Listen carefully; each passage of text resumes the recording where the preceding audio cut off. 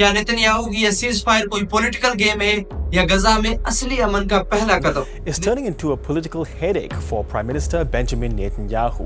Netanyahu ने suddenly cease fire को accept कर लिया है, जो उन्होंने पहले बार बार रिजेक्ट किया था। यह डिसीजन तब आया जब अमेरिका की प्रेसिडेंसी जो बाइडेन से ट्रंप की तरफ ट्रांसफर हो रही थी। ये नेतन्याहू के लिए एक पॉलिटिकल टर्निंग पॉइंट था और यहीं पर इन्होंने मिलिट्री गोल्स छुपाने के लिए ये कदम उठाया, और चूंकि उनको अपने पॉलिटिकल फ्यूचर को भी सिक्योर करना था। अब ये सीज फायर क्या है? सीज फायर जिसे ट्रूस भी कहा जाता है, सीज फायर में जंग का स्टॉपेज होता है जहां पर दोनों साइड्स एग्री होते हैं कि वो एग्रेसिव एक्शंस को सस्पेंड करें किसी थर्ड पार्टी के जरिए। और यहाँ पर जो इसराइल और हमास के बीच में सीज फायर हुई है, उस सीज फायर की मेन पार्टीज हैं कतर और अमेरिका। इसराइल और हमास के बीच में जो सीज फायर है उसको 3 फेजेस में डिवाइड किया गया है। फेज 1 में अभी हॉस्टेज की एक्सचेंज हो रही है, जिसमें 33 इसराइली हॉस्टेज को 1890 पैलेस्टाइनियन हॉस्टेज के बदले में एक्सचेंज किया जाएगा। फेज 2 और फेज 3 की नेगोशिएशन अभी चल रही है, लेकिन इनके बारे में क्लियरिटी नहीं है। सीज फायर का गोल गजा में पीस स्टेब्लिश करना है, लेकिन सवाल यह है कि क्या ये पीस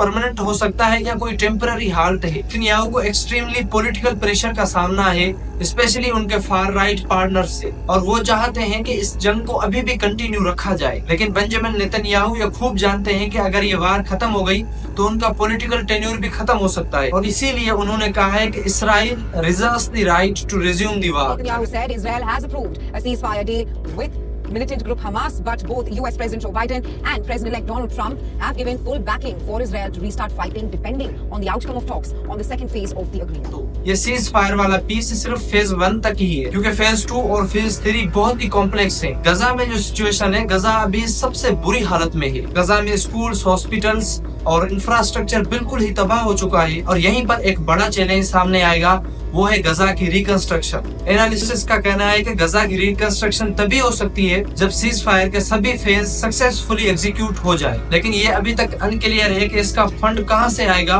और उसको इम्प्लीमेंट कौन करेगा। गजा में पहले से ही 50,000 से ज्यादा लोग अपनी जान खो चुके हैं, और रिकंस्ट्रक्शन के सोर्सेस भी बिल्कुल ना होने के बराबर है। गजा के बाद वेस्ट बैंक में भी सिचुएशन बहुत ही खराब हो रही है। इसराइली मिलिट्री ऑपरेशंस और सेटलर्स की ब्रूटैलिटी ने वहां के पैलेस्टाइनियंस की लाइफ को और मुश्किल बना दिया है। इसराइली गवर्नमेंट ने वेस्ट बैंक के एरियाज में अपने सेटलमेंट्स को एक्सपेंड कर दिया है, और ये रीजन के लिए एक नया चैलेंज बन गया है। ये भी क्लियर है कि वेस्ट बैंक में टेंशन कंटिन्यू रहेगी, फिर चाहे गजा में सीज फायर के सारे फेजेस सक्सेसफुली एग्जीक्यूट ही क्यों ना हो जाए। ये रीजन कब तक पीस का इंतजार करेगा? ये सीज फायर तो एक टेम्पररी सोल्यूशन लगता है, लेकिन लॉन्ग टर्म के लिए क्या होता है वो तो आने वाला वक्त ही बताएगा।